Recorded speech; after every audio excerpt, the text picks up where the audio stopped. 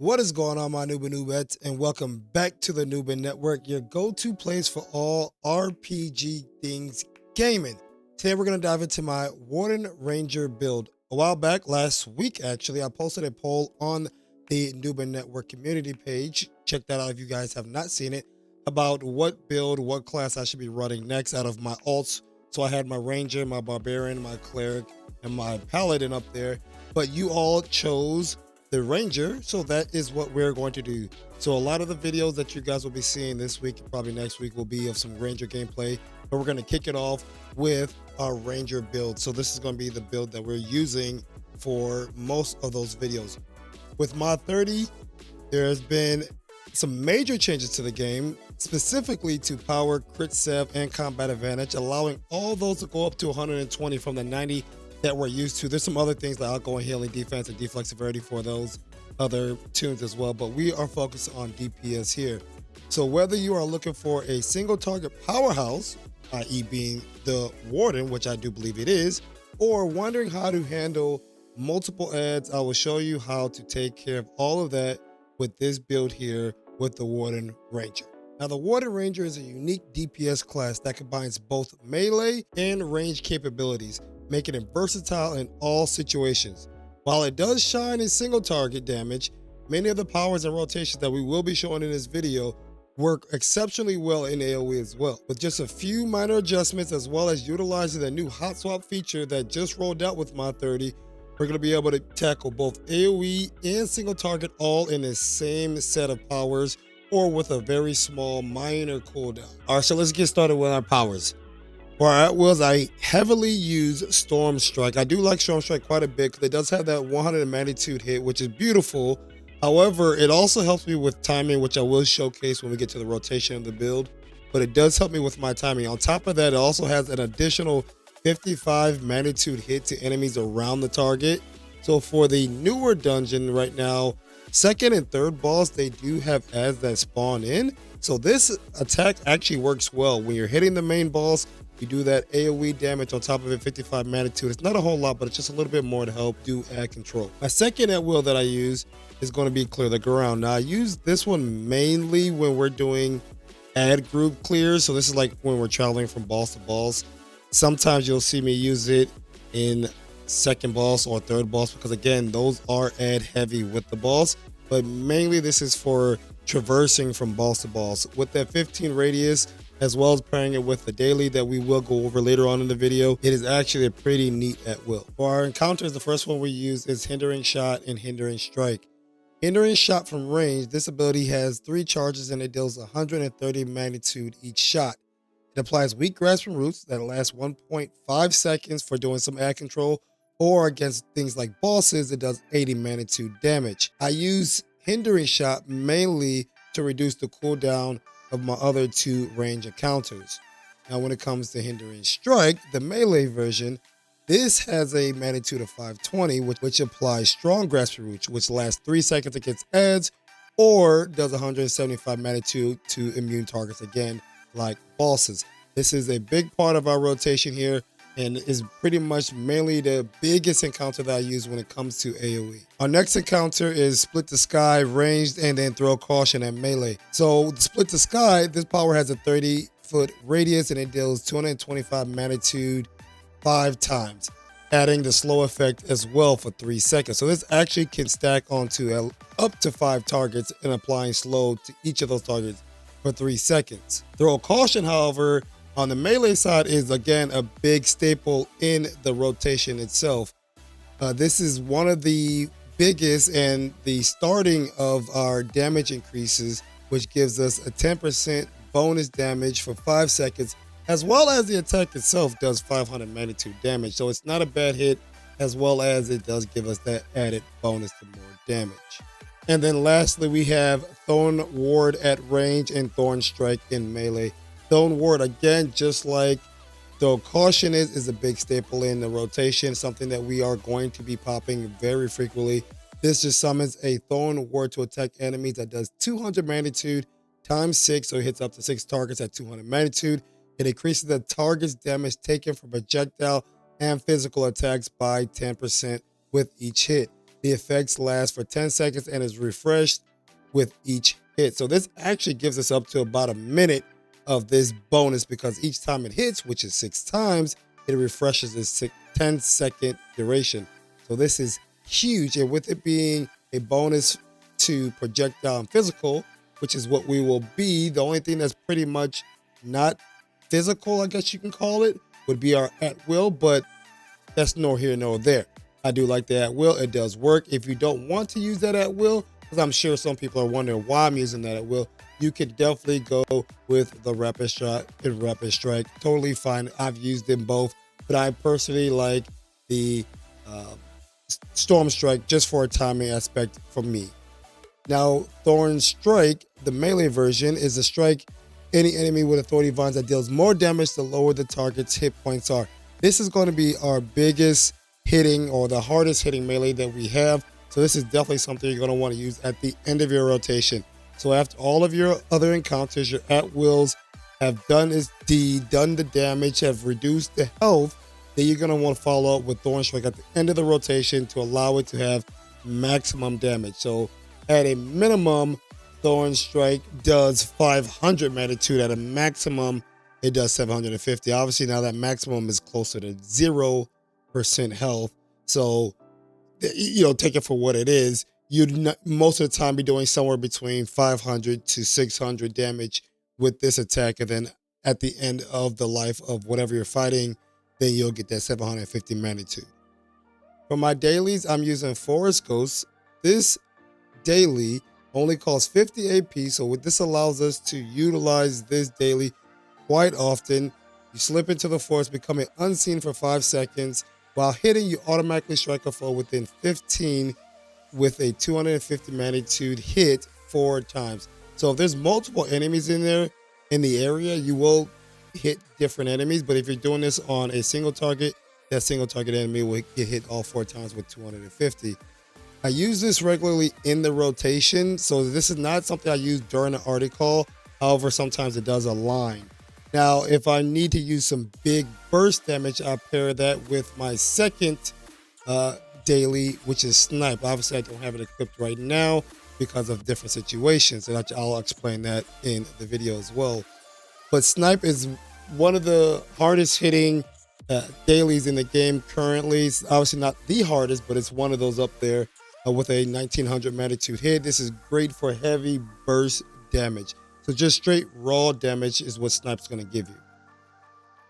For AoE situations, or in the Dres Sanctum, the newest dungeons case, bosses 2 and 3, I actually like to pair Forest Ghost with the Call of the Storm. And I do this for a couple of reasons. So since both of these dailies have very low cost, Call of the Storm actually being the biggest one, being 500, and the Forest Ghost being 50 for 5 seconds, which puts us at a quarter, right, 250. I use both of these during the boss fights or whatnot, and if there's a bunch of ads overrunning us, or there just needs to be ad cleanup, especially like in third boss, that's when I will then go and throw out that Call of the Storm. I can clean up ads, hit boss as well, and I can even put those two together. So they have their pros and their cons, but I've only seen pros so far in utilizing these dailies. All right, so for our class feats and feats, we'll go class feats first.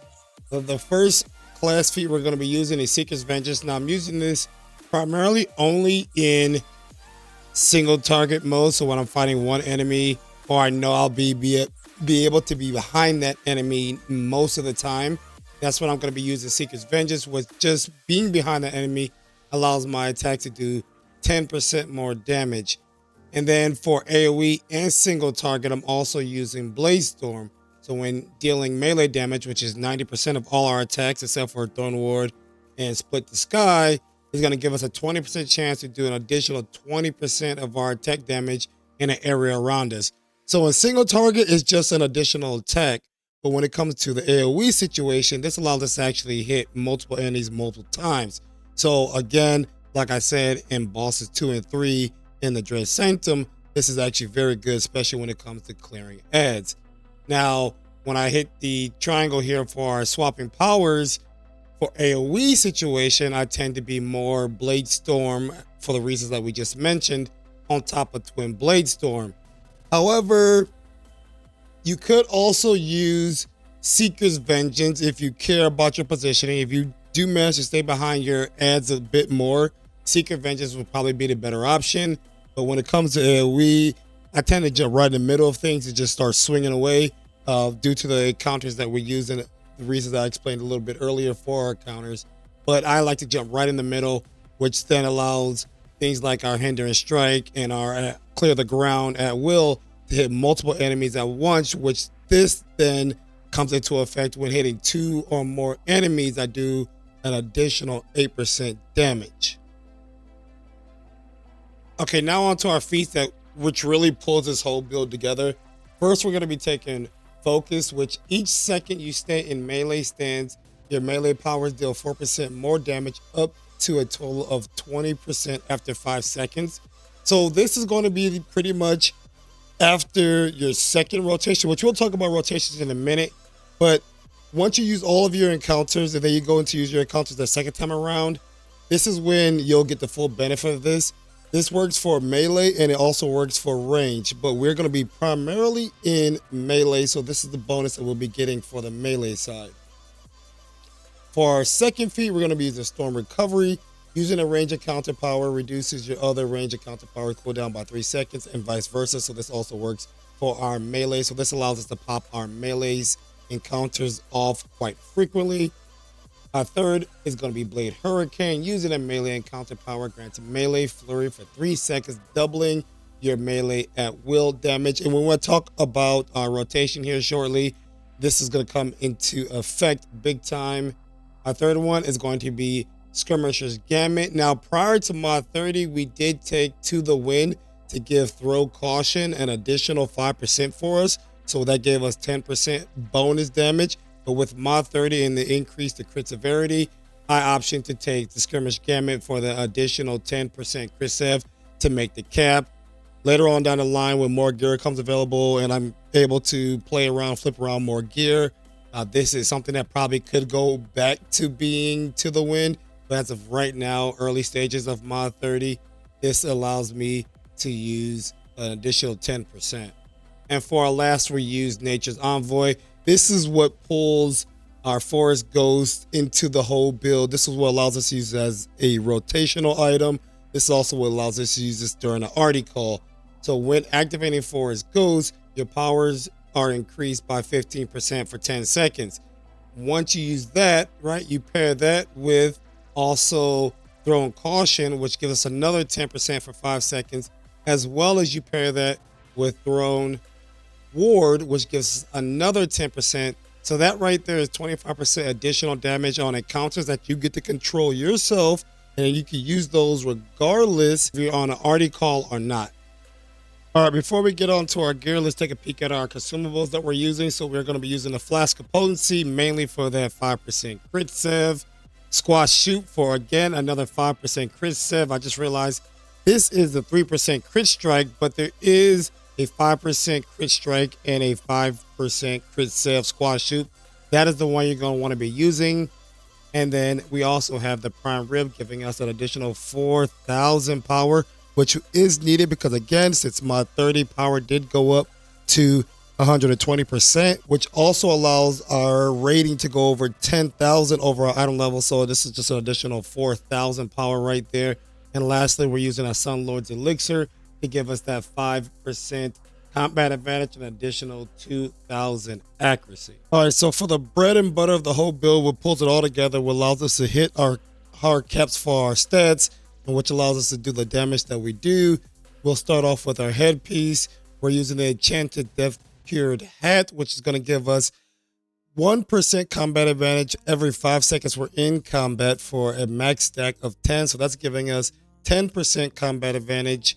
For our chest, we're using the Enchanted Death Cured Vest, which is going to give us 1.5% accuracy and combat advantage for a max stack of 5. So that's 7.5 each.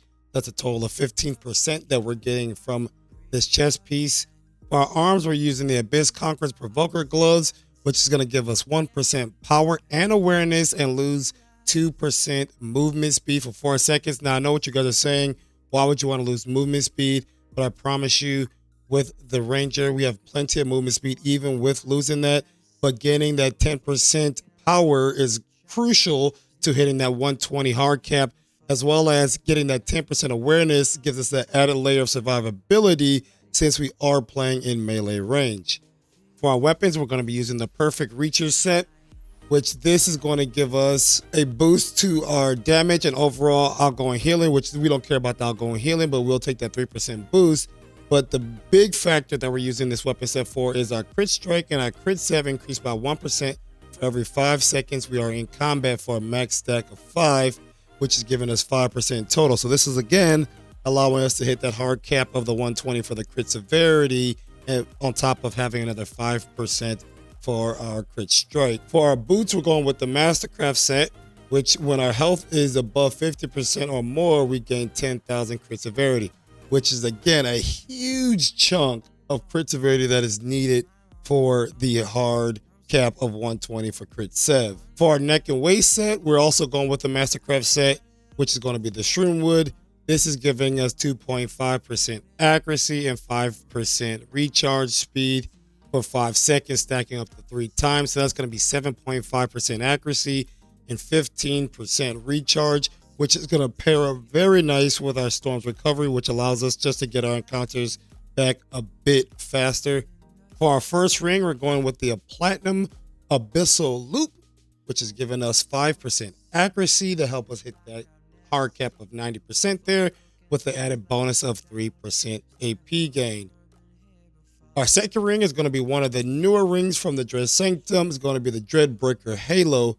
This is giving us 5% in the Pirate Skyhome themed event and Dread Sanctum, or outside of those two maps, we're having the 2.5% power. Now, I know what you guys are saying, that 2.5% is garbage if you're outside of the Pirate Skyhome, and it is. However, I built this character with that in mind. So even if you're outside of those maps, that 2.5 will still allow you to cap your power in other dungeons. So don't think that this is specifically only for Dread Sanctum or Pirate Skyhold. No, this build will also work in other areas.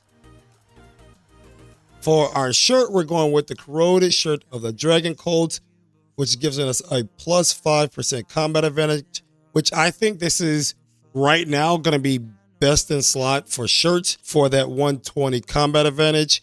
There's very little other places that you can get it from without having to really alter your character hugely, and this is a very easy 5% combat advantage. You lose 25% control resistance, but I mean, as a DPS, right, how often are you really being controlled? So I think this is, out of all these gear, this is going to be busy. It's probably going to be in most people's builds for quite some time. And lastly, for our pants, I have currently the legendary version, but there is a mythic version that does come from the dungeon. I have the Ocean's Predators Inc., which is when healed in combat, you have a 10% chance to gain 9% crit severity. And again, much needed pair of pants for that hard cap of 120 for the crit severity. Now, you may think that this is hard to proc, but it's really not. Most of our healers now, except for like our Pally, they have hot heals. So each one of those hot heals has the chance to proc these pants. There's even a new overload that comes with the new zone, where 3% of the damage that you deal comes back to you in healing.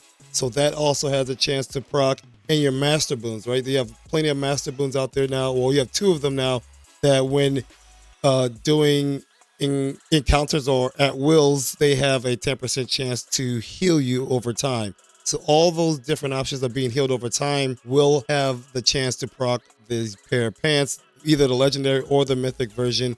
And I promise you, these pants are up almost 100% of the time. For artifacts, we have the Crystal Soul Flight. This is what I currently have for the debuff, but I also have Beacon and Meteor Swarm and the portable Spelljammer Detector for all options when it comes to doing debuffs. And then lastly, the Wand of Domination. Here's a quick look at my campaign boons and my stronghold boons. You can go ahead and pause the video here You see which ones I'm using. For offense, I am using the power. Defense, I'm using the awareness and utility.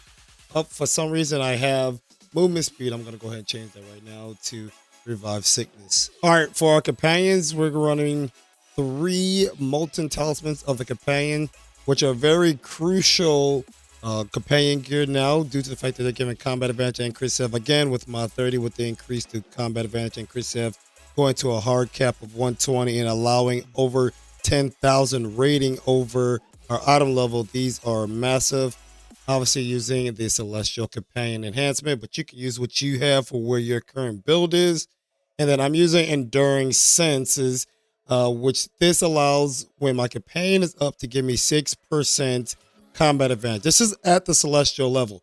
There is another option, right? It's Acute Senses. Acute Senses gives you 9%. The reason why I chose Enduring Senses is because this is given to me anytime my companion is not dead. So I'm currently right now using a Flapjack for a couple of reasons. One, I think Flapjack is a good option for this enhancement power, but 2, a Flapjack is required. So this build is built to depend very little on the team. So if you're doing randoms and whatnot, this build will excel. Now, if you're in a more organized group, or if you have a group of friends that you run daily with, there's some adjustments that can be made to this build to actually optimize yourself and the team. However, this does give a little team help while also allowing you to maximize yourself. Now, again, Flapjack is a ranged companion, so his downtime is very minimal. And so he's always giving me that 6%. Again, I am built for that. If you need more combat advantage, I would recommend you to go with the Acute Senses to get a 3% more. If you're doing that, then you don't need to run Endure Senses, and then you can tweak your build a little bit more. But we are built for only requiring the 6%. So if you go with the 9%, you'll just have 3% over. For our slotted companions, obviously we're going with the Raptor's Instinct. With the upgrade to the companions to Celestial, since mod 30, we're now getting 4.5, and with everybody in the group, that's going to give us 22.5% power. In defense, we're using the Phase Fighter's Presence, which is giving us 4.5% crit strike and 4.5% combat advantage. In our first universal slot, I'm running the Battery Wisdom, which I then do swap the Battery out for what it's needed. Right now, I'm only using 1 damaging companion. And again, that is due to the fact that I'm building to require the least amount of additional stats from other teammates, because you don't always know what the other person may have. So to cover my own ass, I use 1 less damage companion, but that allows me to get my stats capped, right? If I use that damage companion but missing the stats, then that damage companion's done nothing for me. It's better to have those stats capped than to have that additional damage. And I promise you, currently right now, our damage is not hurting from missing that other damaging companions, but having the hard caps, the 120 power, the 90 accuracy, the 120 combat advantage, the 90 crit strike, and the 120 crit sev is more beneficial currently than missing the stats and gaining the damaging companion. And in my last universal slot, I'm using the Divine Judgment, which is 4.5% crit strike and 4.5% crit sev. And lastly, but not least, in the utility slot, we're using the Alchemist, which is giving us 4.5% crit strike and 4.5% combat advantage. For mount or combat power, we're using the Bigsby's Hand. It's just a no-brainer to use for any kind of physical attack users. It does 2550 Manitou with an additional 450 for controlled immune enemies, which is again like our bosses. And for our equip power, we're using Opportunistic. However, this is flexible. So if you're in a group that is running like the Mystic and the Runic and other pack tactics, because you can stack other pack tactics, you can flip this to using another pack tactics or one of the missing aura. So this is a flexible mount equip power here. So don't think that this is end all be all here, but if the group is missing those things, you can then substitute it for yourself to make sure that you're good to go and you're meeting those hard caps, because that is very important, obviously, is meeting those hard caps to use the opportunistic. So like I said, this build is really meant to make sure that you are meeting the hard caps that is required, especially if you're in a group that is not well optimized. If you're in a group that's optimized, there's tweaks that you can make to this build to make sure that everybody benefits. For our stable, we're running 2 Executioner's Covenants, 1 Combat Maneuver, 1 Enchanter's Hex, and 1 Mender's Covenant. And lastly, before we get into the actual rotation, we'll look at our enchantments here. We have 1 Garnet, 2 Amethyst, and 1 Celestial Sapphire, with another Garnet being in the utility slot. 4 Garnets in our defense to go ahead and bolster up our defense a little bit. Using a Rage of Flame, but you can change this Rage of Flame to anything else that's for the specific zone that you may be in. Obviously, we're going to be using the Devil's Precision just to meet those caps, and the Lightning Flash for that sweet 10% crit strike and 10% accuracy. And lastly, there's the recharge bonus, and or you could use the AP gain. I'm using the recharge bonus to tap into some more of that Storm's Recovery, as well as our Mastercraft artifact set. So this is what we look buffed and out of combat with all our consumables and the 1 Flapjack equipped on us now. And this is what we look buffed in combat with the Flapjack and the Tutor and the Raptor. Okay, for the rotation, we'll go slow first, then we'll do full rotation. You're going to open with Throne Ward, followed by Split the Sky. Then you'll go into melee. You would use your daily Forest Ghost, go Throw Caution, and then go Hindering Strike, and then go Throne Strike. Right, that is the rotation in slow motion. So we do this in full speed. We'll go Throne Ward, Split the Sky, switch to melee, use daily, Throw Caution, Hindering Strike, Throne Strike at will until the counters are back, and then we'll go Throw Caution again, Hindering Strike, Throw Caution, and then we'll come out and go back into range. That there is the full rotation. And then obviously, once your already calls up during that rotation, you'd also use your Mount Power, your belt item. So that wraps up the breakdown of the Warden Ranger build. Remember, this build is all about versatility. So it's great in single target and it's great in AoE with just a change of 1 or 2 encounters or at wills. If you found this guide helpful, don't forget to like, subscribe, and drop a comment to let me know your thoughts. And if you're interested in seeing more builds or specific content, let me know in the comments and I'll get right on that. So let me know, is your Ranger set up this way? What would you change? What would you add to it? It is still very early in mod 30. There's still many changes. There's still a lot of testing that I'm doing. But this is what I found to work so far. This is what's been working for me. Thanks for tuning in to the Noob Network. I'm Noob Hard, and I'll catch you in the next one.